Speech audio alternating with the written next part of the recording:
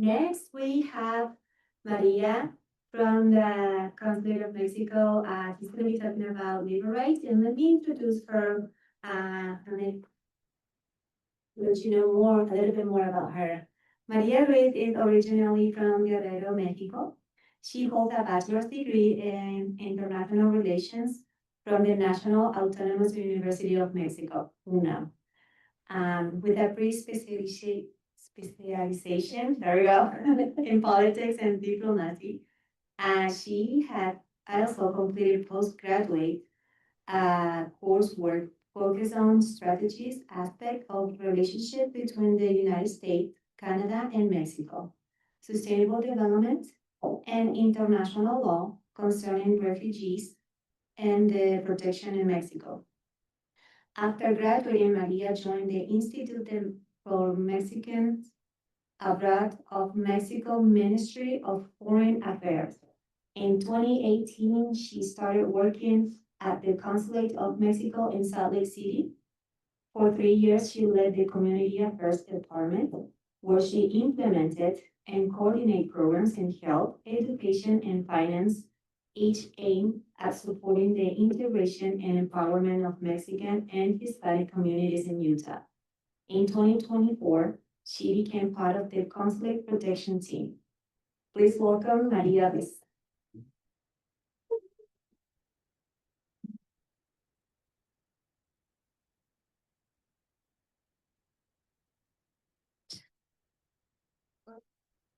Thank you for having me. And as you just said, I work for the Mexican Consulate.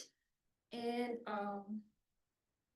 firstly, I wanted to start by pointing out that the Consulate of Mexico in Salt Lake City provides services not only for for those Mexican nationals living in Utah, but also for those that are living in the western part of Wyoming, and you can see on the map. And today I'm here to talk a little about what we do at the Protection Department. And well, I know that most of you are pretty sure that you are very familiar with the documentation department, because many people go there to get their passports and also the consular ID and any other kind of official document. However, there are more departments, within the consulate's facilities and the protection department. We are there. Our main purpose is to promote, protect, and defend Mexican citizens' human rights and interests as well. So, and we mainly assist Mexican nationals with legal issues, especially in those areas, labor, civil, most of them, from the family law field, migration, administrative, human rights trafficking, and also criminal matters. And let's see that part of our daily work is focused on visiting Mexican nationals who are behind the borders. We help them locate their families and inform them about their situation. Also, language is also it's always a barrier. So we try to let them know their rights and oversee the due process, and also connect them with their lawyers, And we have actually a legal programs. So sometimes, we are able to provide legal representation or at least legal advice. And we have an agreement between the Council of Mexico and DCFS. So all the time when a Mexican minor or a minor of Mexican origin is in DCFS custody, so they immediately must notify the consulate so we can participate in the process. It doesn't matter, if the parent, father, mother, if they are in the US or in Mexico, As you may know, there are more than 50 consulates, Mexican consulates across this country. And we also have offices in our country in Mexico.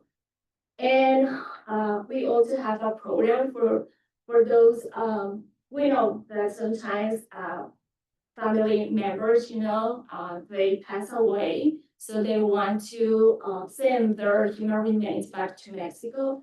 We have agreement with some funeral homes, and also if they cannot afford, sometimes the total amount of those expenses, we evaluate case by case and provide partial, financial support.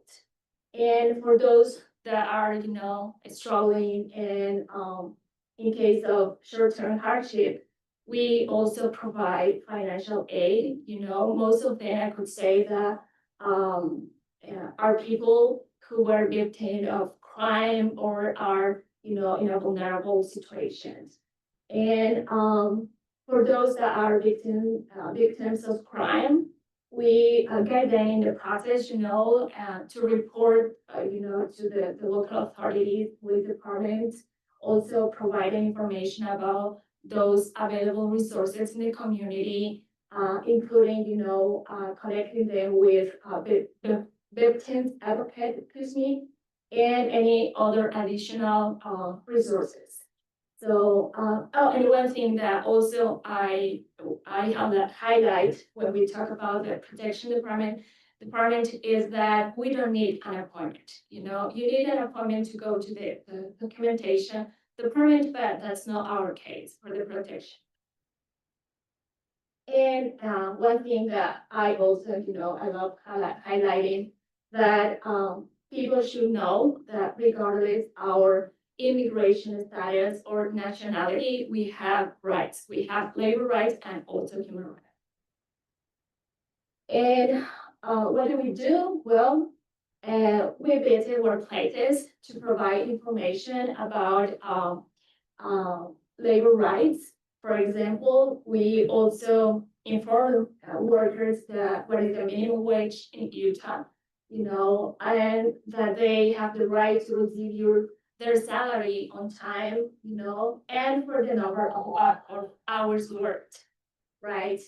And also it's important, we have a Hispanic community that is, a great amount and significant. So it's important they know that one of our rights is to receive training in our native language, to learn about potential hazards and work and how to prevent accidents. And also our workplace should be clean and safe. And in case that the company doesn't provide the right equipment, you can report those that to the authorities or call us later. I'm going to show you our emergency line, so it's available 24/7. So we can take those kind of cases and connect those people with the right authority. And also, in case of any accident, we have the right to receive compensation, and if we are facing discrimination or any kind of violence, sexual harassment at our workplace, so we should report that illegal activity. It doesn't matter if we don't have documents.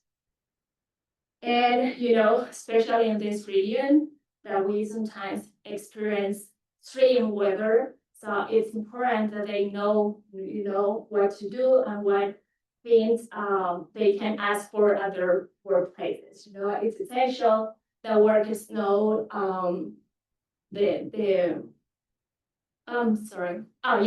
So it's important, that everyone knows what is the company, the brand that we are working for, the address and the name of their employers. And also they should know that if we are working, outside and our employer must provide us with training, with water breaks, and also access to shade, that's for our healthy. And that's important, to know that we have the right to work for a safe place.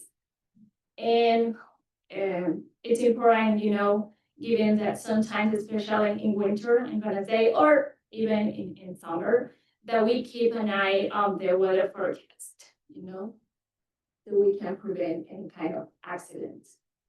And one thing that I have heard about those that are victims of labor trafficking, many people think that only undocumented people, are those that end up, being or becoming a victim of labor trafficking. But lately, I'm gonna say that sadly, we have encountered that even those that come to the US with a TN visa, So we are talking about people who are engineers and they have a really high education and that they are being victims of labor trafficking, So in order to avoid those kind of things, we also recommend workers that before signing any contract,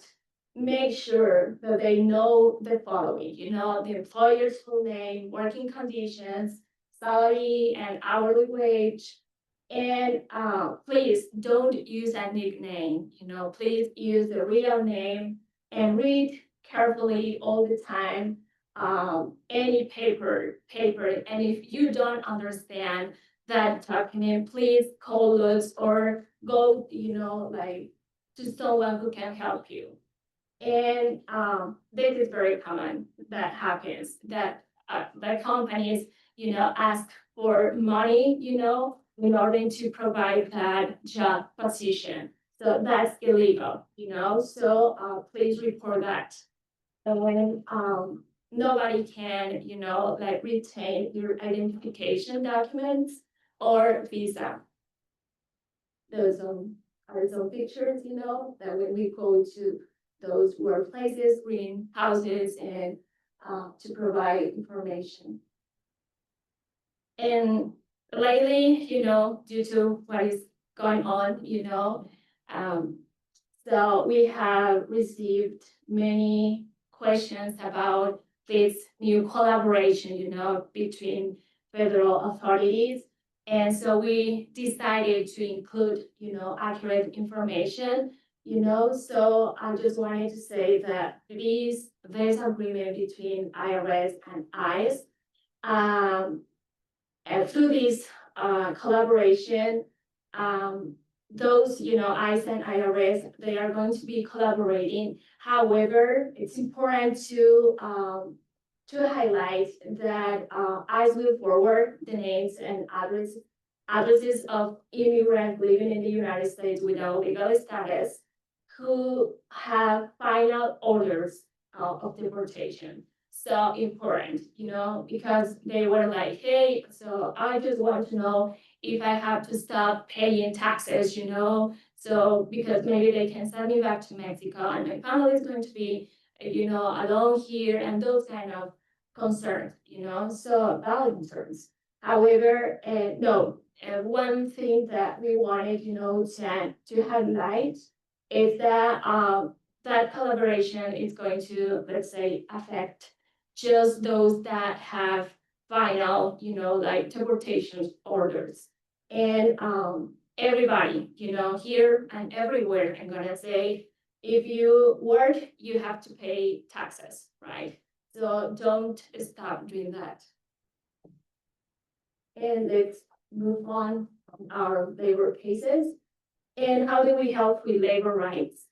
Well, we are not lawyers, of course, but we work with some local law firms, so we can provide legal advice or legal representation, And sometimes I know that sometimes, I always say that we are nothing without partners, because we collaborate with many nonprofit organizations, and also in case, for example, if we have a case of unpaid wages, will be referred, that case to the Utah Labor Commission, to the local authorities. So we work with them, super close, and we want people to know that they can come to the consulate, and we are going to connect them with the right authority and with the right resources. And when, special cases that involve many situations, and when the person cannot afford, legal representation, as I said earlier, the consulate evaluate case by case, and many times is able to provide legal representation. And what about the Labor Rights Week? Yeah, so it takes place this month, and it's a week, in which every consulate, Mexican consulate in the US, organizes activities, in collaboration with our partners. And our main purpose of this week is to raise awareness of our labor rights and the understanding that all workers, as I already said, regardless nationality or legal status, we have rights, right? And it's another and the second, I'm going to say, main purpose of this week is that we can collaborate with partners that sometimes they are on the front line and they know better than us what's going on. So we can get those insights and improve our services and see what is needed. And another thing that we prioritize, as part of this week is that we should educate the community of what they need to do or what they can do to defend their rights as individuals in this country, And of course, I already said that. So let's say that this year is going to be a little bit different, given all the circumstances, that are happening around migrants. I'm going to say more. But yeah, so this edition, we are going to provide informative sessions, classes, trainings, in partnership with our allies, and in the past, and hopefully we can give, we can provide those certifications this year, and I'm talking about forklift certification, how to use chemicals, and also safety orientation. And this year is gonna be the last week of August, and will be mainly focused on provide free legal advice, consultations on labor and immigration matters. I'm gonna add also family law, legal advice, and we will be visiting workplaces, farms, greenhouses, and the day laborers in construction and agricultural sites, among others. And if you would like to join us, most of the activities that we are going to do are going to take place at the consulate building, and so if you would like to would like to join us, we can just call us or send us an email, and we are going to reach out to you, immediately. And here we have the emergency line that I just said that it's available 24/7. And those are our, extensions and emails. So you can send your concerns, and we are going to try to reply as soon as possible. And thank you.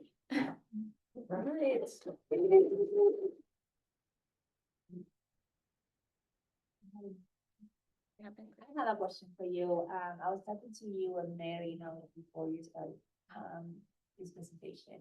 And, one of the things that we were talking about is, how the Mexican consulate is, beneficial for other cultures, not only Mexican. Yeah. Of course, you guys do like the legal documents like passport and stuff like that for you guys. But how other cultures like, I don't know, Colombia, Argentina, Great. Guatemala, we can like go to your consulate, be like, hey, I need guidance in this or that.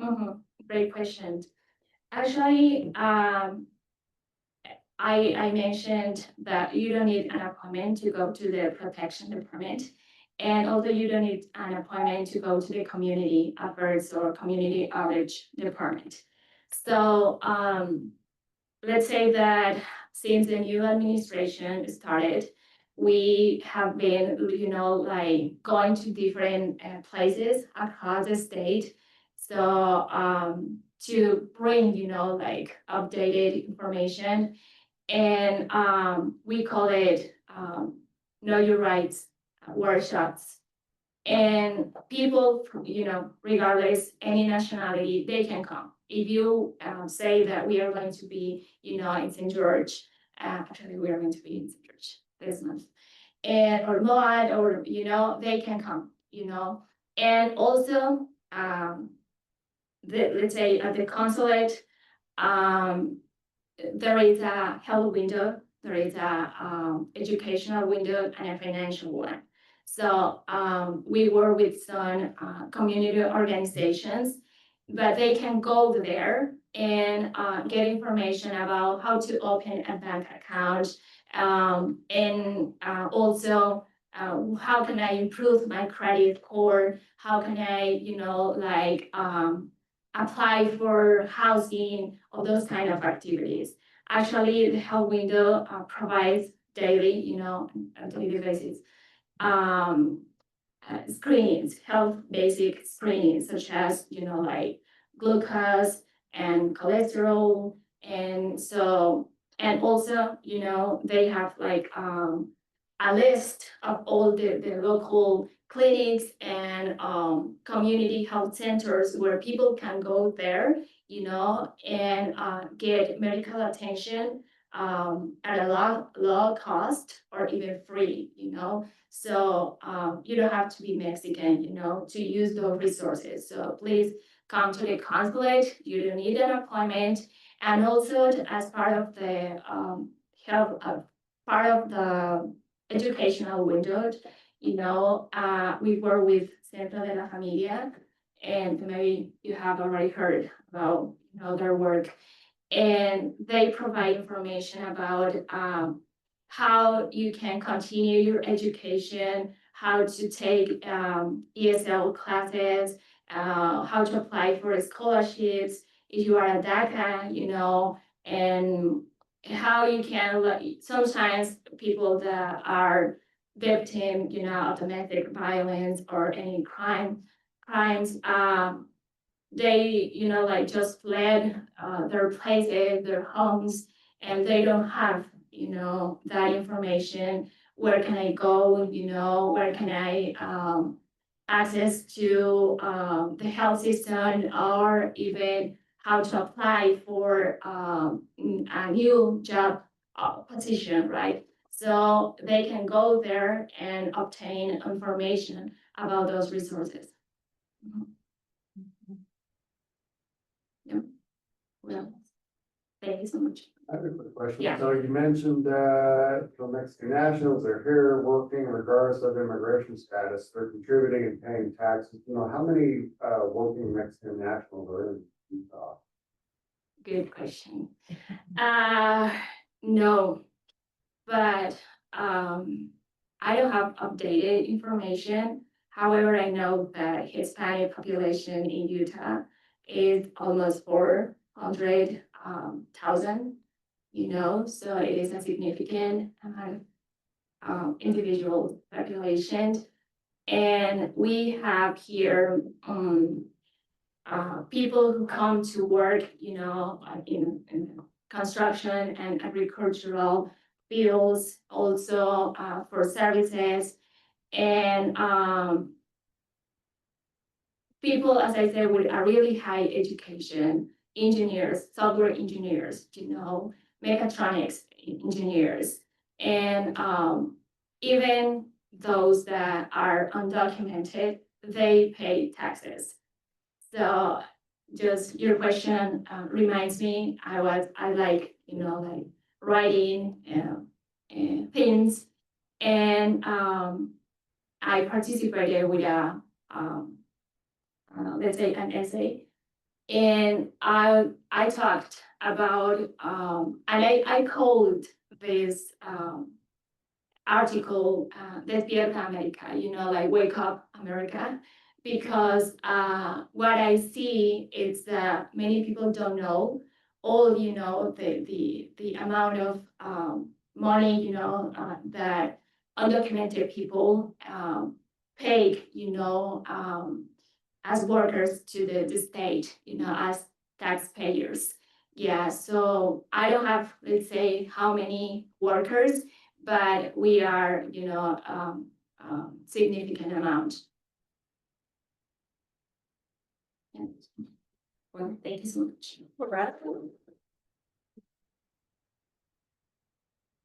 Thank you, Maria, for all your insightful information. We are going to, I think it's very important, the question that I asked about different cultures going to the consulate and know our rights. And it's very fascinating for me because a lot of immigrants just come to this country not knowing anything. And so it's nice to have like a building, can be a consulate, or people that know how to guide you in this new system. But thank you everybody for participating in person and online. Our next Start with Safety is September the 5th, and it's preparing for natural disasters. So go to our websites, our social media. We're gonna be posting about that. Don't miss it, and stay safe. Thank you.